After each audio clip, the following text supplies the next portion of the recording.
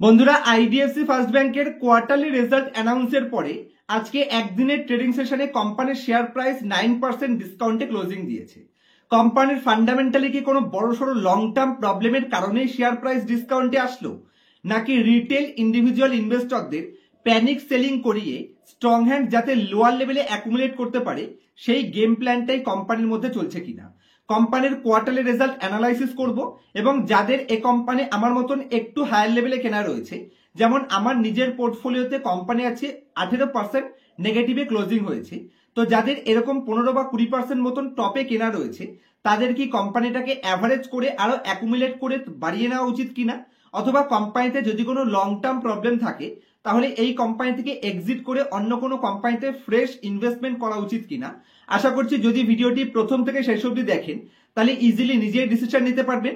এবং এই ধরনের কোম্পানিতে শুধু নিচে পড়লেই শেয়ার প্রাইস খারাপ হয়ে যায়, যদি এরকম চিন্তা ভাবনা আপনার মধ্যে থাকে তাহলে আশা করছি আপনি নিজেই বুঝতে পারবেন যে কোম্পানির মধ্যে অ্যাকচুয়ালি কি গেম প্ল্যান চলছে, যেখানে সাকসেসফুল ইনভেস্টরদের বেশ কিছু অ্যাক্টিভিটিস এবং অতীতের এক্সাম্পল দিয়েও আমি আপনাদের বোঝানোর চেষ্টা করব যে এই কোম্পানিটা actually great value buying opportunity create হয়েছে, যেটা কোয়ার্টারলি রেজাল্ট দেখলেই বুঝতে পারবেন।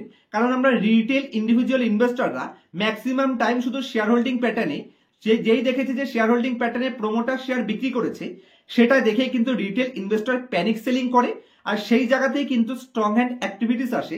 স্ট্রং হ্যান্ড লোয়ার লেভেলে গ্রেট কোম্পানিগুলোকে অ্যাকুমুলেট করে আবার শেয়ার প্রাইস উপরের দিকে নিয়ে যায়। তো সেই পয়েন্টসটাই ডিটেল কভার করব।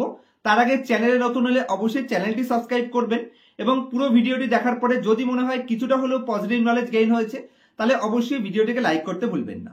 তো আমি আপনাদের সাথে স্ক্রিন রেকর্ডিং শেয়ার করছি কোম্পানির ফান্ডামেন্টালের লেটেস্ট কোয়ার্টারলি রেজাল্টে কোনো প্রবলেম এসছে নাকি কোম্পানি আরো গ্রেট পজিশনে গেছে সেটা বোঝানোর জন্য। তো আশা করছি আপনারা এখন আমার স্ক্রিনটি দেখতে পাচ্ছেন।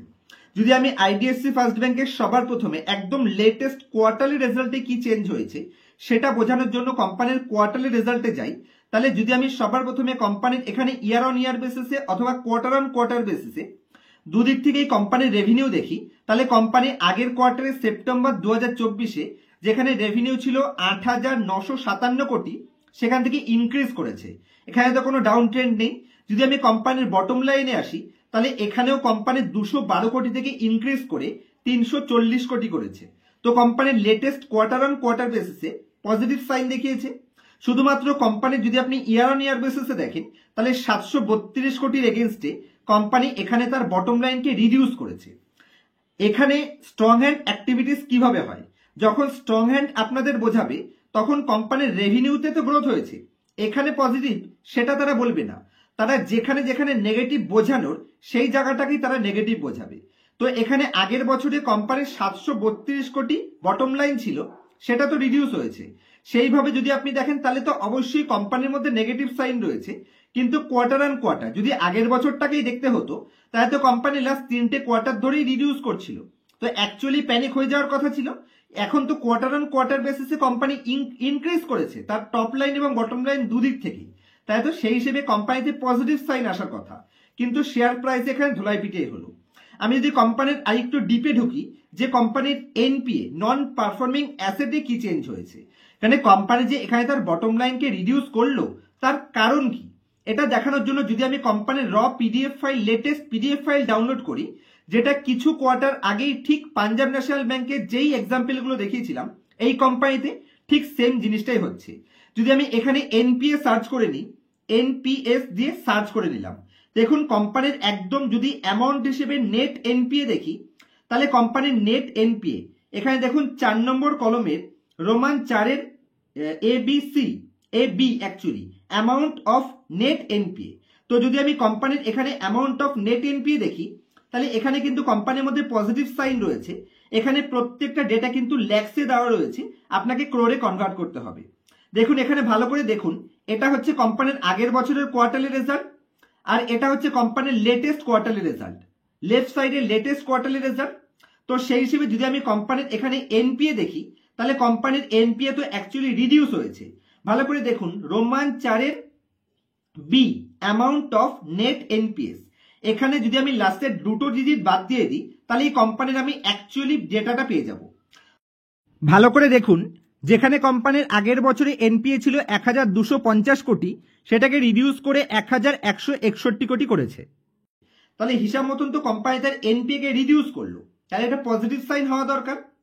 এবং যদি আমি কোম্পানির এখানে নেটওয়ার্থ দেখি, যেটা আগের বছর ছিল 30,000 কোটি, সেটা এবছর কোম্পানি ইনক্রিজ করে 36,000 কোটি করেছে। তাহলে কোম্পানির অ্যাকচুয়ালি তার নেটওয়ার্থ ইনক্রিজ হয়েছে এবং কোম্পানি তার এনপিএ কেও রিডিউস করেছে, যেটা কোম্পানির অ্যাসেট কোয়ালিটিকে বেটার প্রুফ করতে হেল্প করছে। এবং যদি আপনি এখানে একদম কোয়ার্টারলি রেজাল্টেও আসেন, এখানে কিন্তু সেম সাইনটাই দেখতে পাচ্ছি। কোম্পানি এনপিএ রিডিউস করার পরেও কোম্পানি তার নেট প্রফিটকে ইনক্রিজ করেছে কোয়ার্টার অন কোয়ার্টার বেসিসে। যেখানে আগের কোয়ার্টারে কোম্পানির ইপিএস ছিল 28 পয়সা, সেটাকে ইনক্রিজ করে কোম্পানির দুগুণ করেছে, অলমোস্ট দুগুণ। তাই তো এটা পজিটিভ হিসেবে নেওয়ার কথা। রিটেল ইন্ডিভিজুয়াল ইনভেস্টর এখানে প্যানিক সেলিং করেছে কেন? দেখুন কোম্পানির প্রফিট অ্যান্ড লস স্টেটমেন্টও কিন্তু ইনক্রিজ হয়েছে। আগের বছরে কোম্পানির রেভিনিউ ছিল 30,325 কোটি, সেটাকে ইমপ্রুভ করে কোম্পানি 35,309 কোটি করেছে। এবং যদি আমি কোম্পানির বটম লাইনেও আসি, তাহলে কোম্পানির বটম লাইন অবশ্যই এখানে সামান্য কিছু নেগেটিভ সাইন রয়েছে, কিন্তু কোনো অসুবিধা কোম্পানির মধ্যে নেই, কারণ কোম্পানিদের অ্যাসেট কোয়ালিটির উপর ফোকাস করছে। আর রিটেল প্যানিক সেলিং কেন করেছে? কারণ এখানে যদি কোম্পানির প্রোমোটার স্টেক দেখেন, যেটা আগের কোয়ার্টারে 35% প্রোমোটার স্টেক ছিল, সেটা রিডিউস হয়ে গেছে 29% থেকে পাবলিক স্টেক 47% এসছে। দেখুন কোম্পানির শেয়ার হোল্ডিং প্যাটার্ন সবার লাস্টে এই কারণেই দেখানো হয়, কারণ শেয়ার হোল্ডিং প্যাটার্নের গুরুত্ব সবার লাস্টে আসে। কোম্পানির ফান্ডামেন্টাল, কোম্পানির ভ্যালুয়েশন এবং কোম্পানির ফিউচার গ্রোথ পোটেনশিয়াল, সেগুলোই সবার আগে কোম্পানির ভ্যালু করে।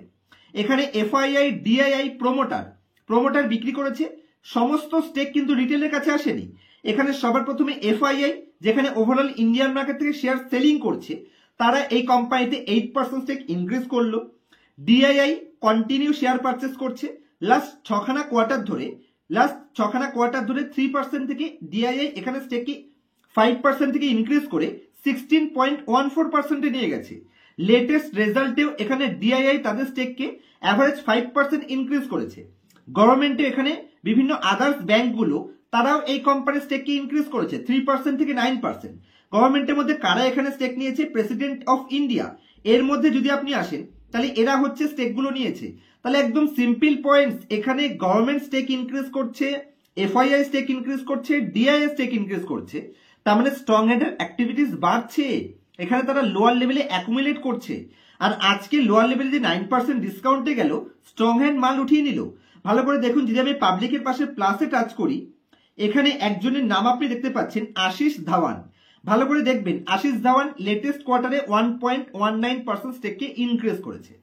আমি যদি এর পোর্টফোলিওতে একবার যাই, এর যদি হিস্ট্রি ট্র্যাক রেকর্ডে আসি, এর শেয়ার হোল্ডিং প্যাটার্নে গেলাম, এই কোম্পানিতে এবার লেটেস্ট কোয়ার্টারে 1.19% স্টেক ইনক্রিজ করেছে। ইনি একজন সাকসেসফুল ইনভেস্টরের লিস্টে এনার নাম রয়েছে। এতগুলো কোম্পানিতে তিনি অ্যাভারেজ 1%-এর উপরে স্টেক হোল্ড করে। তো এত বড় সাকসেসফুল ইনভেস্টর, তিনি এই কোম্পানিতে এন্ট্রি নিয়েছেন। আচ্ছা, এর পোর্টফোলিওর যদি আমি অতীতের একবার পারফরমেন্সে আসি, এই টাইপের সেম এক্সাম্পল, এখানে যদি আমি ইকুইটাস স্মল ফিনান্স কোম্পানিতে আসি, তাহলে ইকুইটাস স্মল ফিনান্সের এই কোম্পানিতে তিনি সেম জিনিসটাই খাটিয়েছিলেন। এখানে দেখুন ভালো করে, 3.64% স্টেক উনি কবে নিয়েছিলেন? মার্চ 2023। যদি আমি ইকুইটাস স্মল ফিনান্স ব্যাংকের মার্চ 2023-এর গ্রাফের মধ্যে আসি, কোম্পানির এখানে গ্রাফের মধ্যে এসছি, প্রাইস গ্রাফের মধ্যে। এখানে যদি আমি কোম্পানির মার্চ 2023 দেখি, তাহলে মার্চ 2023 ভালো করে দেখবেন, এই জায়গাতে যখন এখানেও শেয়ার প্রাইস রিডিউস হয়েছিল শর্ট টার্ম নেগেটিভ ইম্প্যাক্টের সময়, তখনও হাই ভলিউমে এখানে কেউ শেয়ার পারচেস করেছিলেন এবং সেখান থেকে 68 টাকা শেয়ার প্রাইস আজকে কততে এসেছিল? হাই কত বানালো? 114 টাকা। কন্টিনিউ কিন্তু শেয়ার প্রাইস অ্যাপ্রিসিয়েট হয়েছে, তিনি এখান থেকে ভালোই প্রফিট কামিয়েছেন। তার পোর্টফোলিওতে যদি আমি আরেকটা কোম্পানির মধ্যে আসি, এখানে সেম জিনিসটাই হয়েছে, Mahindra and Mahindra financial service. এই কোম্পানিতেও তিনি 1.18% স্টেক ইনক্রিজ করেছিলেন। কবে ইনক্রিজ করেছিলেন? এখানে হচ্ছে মার্চ 2022। যদি আমি এই কোম্পানিটারও মার্চ 2022-এর গ্রাফ ওপেন করি, 3 বছরের চার্ট ওপেন করলাম, মার্চ 2022, এটা হচ্ছে 2023, নভেম্বর 22, মার্চ 22, একটুখানি ওয়েট করুন, সেপ্টেম্বর, জুলাই, এপ্রিল, জানুয়ারি, মার্চে, এই যে দেখুন মার্চ 2022 কোম্পানির শেয়ার প্রাইস রিডিউস হয়। সেখানে হাই ভলিউমের সাথে সাকসেসফুল ইনভেস্টর এখানে অ্যাকুমুলেট করে এবং 145 থেকে শেয়ার প্রাইস আজকে কততে রয়েছে 259 টাকাতে। কোম্পানি এখানে 2023-এ হাই কত বানিয়েছিল 328 টাকা। তো এই যে সাকসেসফুল ইনভেস্টররা আশিস ধাওয়ান, ইনি কিন্তু এর আগেও ফিনান্সিয়াল ইন্ডাস্ট্রির সেম দুটো কোম্পানিতে সেম স্ট্র্যাটেজিটাই প্লে করেছিল, যেখান থেকে তিনি দুবার সাকসেস পেয়েছিলেন। যদি আমি এবার আইডিএফসি ফার্স্ট ব্যাংক তাকে উপর থেকে আরেকবার অ্যানালাইসিস করি, সবার প্রথমে কোম্পানি 86 টাকা হাই বানিয়েছিল, যেখান থেকে হেভিলি ডিসকাউন্টে কোম্পানি আজকে 56 টাকাতে ক্লোজিং দিয়েছে, 56.8 ধরতে পারেন 57 টাকা। এটাকে কেন ভ্যালু বাইং অপরচুনিটি হিসেবে নেওয়া উচিত? কারণ যে কোনো ব্যাংকিং কোম্পানি যদি সেটা পিএসইউ ব্যাংক হয়, তাহলেও তো ওয়ান টাইম প্রাইস টু বুকে আমরা সেটা গ্রেট ভ্যালু বাইং অপরচুনিটি ধরি। আর এটা নন পিএসইউ ব্যাংক আইডিএফসি ফার্স্ট ব্যাংকের মতন কোম্পানিকে আপনি 1.2 টাইম প্রাইস টু বুকে পাচ্ছেন। কোম্পানির 45 টাকা বুক ভ্যালু রয়েছে এবং কোম্পানির 56.8 টাকাতে ট্রেড করছে। মার্কেট ক্যাপ হিসেবে এখনো ছোট রয়েছে, যে কারণে অপরচুনিটি কোম্পানির কাছে আছে এবং ম্যানেজমেন্ট টিম এটাও গাইডেন্স দিয়ে বলেছেন যে আমরা নেক্সট 5 বছরে এখান থেকে 5 গুণ আমরা বটম লাইন ইনক্রিজ করব। যে কারণে স্ট্রং হ্যান্ড লোয়ার লেভেলে প্যানিক সেলিং করানোর চেষ্টা করছে যাতে তারা এন্ট্রি নিতে পারে। কোম্পানি যে 21-এর পি রেশিও ডিমান্ড করছে, যে হিসেবে কোম্পানির প্রফিটেবিলিটি গ্রোথের রেশিও রয়েছে, সেই হিসেবে কোম্পানির পিইজি রেশিও বলছে যে কোম্পানির পারফেক্ট ভ্যালুয়েশনে ট্রেড করছে। এখান থেকে পি এক্সপেনশনের অপরচুনিটি কোম্পানির কাছে আছে। রিটার্ন অন অ্যাসেটও কোম্পানির ঠিকঠাক পজিশনে আছে। যদি আমি কোম্পানির প্রফিট অ্যান্ড লস স্টেটমেন্টে হিস্ট্রি রেভিনিউয়ের ট্র্যাক রেকর্ড দেখি, কন্টিনিউ গ্রোথ করেছে। যদি আমি কোম্পানির বটম লাইন দেখি, নেগেটিভ নেট প্রফিট থেকে কোম্পানি পজিটিভ নেট প্রফিট এবং কন্টিনিউয়াস একটা সাস্টেইন বেসিসে গ্রোথ দেখাচ্ছে। লেটেস্ট কোয়ার্টারের রেজাল্টে হয়তো আদার্স সমস্ত কোম্পানির রেজাল্ট খারাপ আসতে পারে, আর এই খারাপ রেজাল্টকেই কিন্তু গ্রেট কোম্পানিগুলোকে আপনাকে অ্যাকুমুলেট করতে হবে যদি ফিউচারে বড় প্রফিটের অপরচুনিটিকে গ্র্যাব করতে চান। যদি আমি কোম্পানির ব্যালেন্স শিটে আসি, তাহলে কোম্পানি তার রিজার্ভকে কন্টিনিউ ইনক্রিজ করতে সক্ষম রয়েছে, পজিটিভ সাইন, যেটা কোম্পানির বুক ভ্যালুকে ইনক্রিজ করছে। সবকিছুতেই কোম্পানির পজিটিভ সাইন রয়েছে। তো আমি কোয়ার্টারলি রেজাল্টে আরো ইনডেপথ অ্যানালাইসিস আপনার সাথে প্রেজেন্ট করব যখন কোম্পানি তার পিপিটি রিলিজ করবে, অথবা কোম্পানির আরো ডিটেল অ্যানালাইসিস প্রেজেন্ট করব যখন কোম্পানির সমস্ত ডেটা প্রেজেন্ট করবে, যে অ্যাকচুয়ালি কোম্পানিকে এ টু জেড অ্যানালাইসিস করে কোম্পানির মধ্যে থেকে কোনো ইনসাইট ইনফরমেশন বের করতে পারি কিনা। তো এতক্ষণ ভিডিওতে আমি আপনাদের যেটাই বোঝানোর চেষ্টা করলাম, আমি আমার পার্সোনাল পোর্টফোলিওতে কোম্পানি আজকে অ্যাভারেজও করেছি। তবে আপনি যদি অ্যাভারেজ করেন, আপনার নিজের ক্ষমতা বুঝে, নিজের অ্যাকুমুলেশন, নিজের এক্সপিরিয়েন্স বুঝে সেইভাবেই কোম্পানিকে অ্যাকুমুলেট করবেন। যদি কোম্পানির শর্ট টার্মে 1-1.5 বছর খারাপ পারফরমেন্সও করে, যাতে করে কোম্পানিটাকে মোটামুটি 3 বছর আপনি হোল্ড করতে পারেন। 3 বছর যদি আপনার হোল্ডিং ক্যাপাসিটি থাকে, অবশ্যই এই কোম্পানি বড় রিটার্নের টার্গেট আপনি রাখতে পারেন। যদিও এই ভিডিওতে কোনো ধরনের রিকমেন্ডেশন নয়, আমার পক্ষে কেন কোম্পানিটা বেটার মনে হলো সেটাই আমি আপনার সাথে ডিসকাস করলাম। পার্সোনাল ওপিনিয়ন আপনাদের থাকবে। যদি ফান্ডামেন্টালি মনে হয় যে না পুষ্পেন্দুর অ্যানালাইসিস সাথে আপনার অ্যানালাইসিস ম্যাচ করছে, তবে অবশ্যই কোম্পানিতে অ্যাভারেজ করা যেতে পারে, ফ্রেশ এন্ট্রিও নেওয়া যেতে পারে। যারা এই লেভেলে কোম্পানিতে ফ্রেশ এন্ট্রি নেবে, তাদের জন্য তো এটা একটা গোল্ডেন অপরচুনিটি হিসেবে আমি দেখতে পাচ্ছি। এবং বেশ কিছু ব্রোকার হাউস অলরেডি এই কোম্পানিতে বাই রেটিং দিয়ে বসে আছে, তারাও কোম্পানি নিয়ে বুলিশ রয়েছে। এটা আমার পার্সোনাল ওপিনিয়ন। আজকের মতো এই অবধি রাখছি। আপনাদের নেক্সট কোন টপিকের উপর ভিডিও চাইছেন, কোথায় আপনাদের ভয় লাগছে, আমাকে কমেন্টস করে জানাবেন। আপনার টপিকটা যদি বেস্ট টপিক হয়, অবশ্যই আপনার টপিকের উপর ইনডেপথ অ্যানালাইসিস আমি প্রেজেন্ট করার চেষ্টা করব।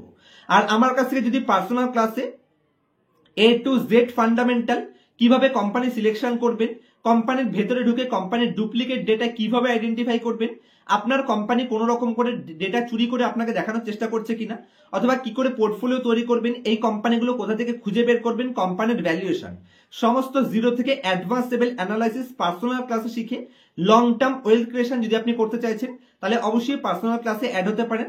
এবং আমার ক্লাসের পর আমি লাইফ টাইম স্টুডেন্টদের সাপোর্টও দিয়ে থাকি। দেখা হচ্ছে নেক্সট ভিডিওতে কোনো ইনফরমেটিভ টপিকের সাথে। ততক্ষণ পর্যন্ত হ্যাপি ইনভেস্টিং, হ্যাপি ট্রেডিং।